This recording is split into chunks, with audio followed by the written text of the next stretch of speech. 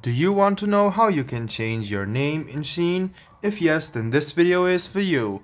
Hello and welcome to One Two Step. It's your host back again with yet another interesting tutorial video. In this video, I'm going to teach you how you can change your name in Shein.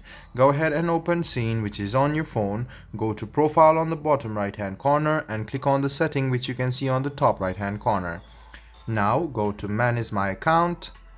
Or else if it's not here, go ahead and click on your name, which you can see on the top. You can see your nickname. Go ahead and tap on it. You can remove the current nickname and then you can save the name which you want, and if you go back you can see that your name has been changed. So let me show it to you once again, guys. Go to your profile, go to settings, tap on your name, tap on your nickname and remove your nickname and choose the nickname of your choice and then click save. This way you can change your name in Shein.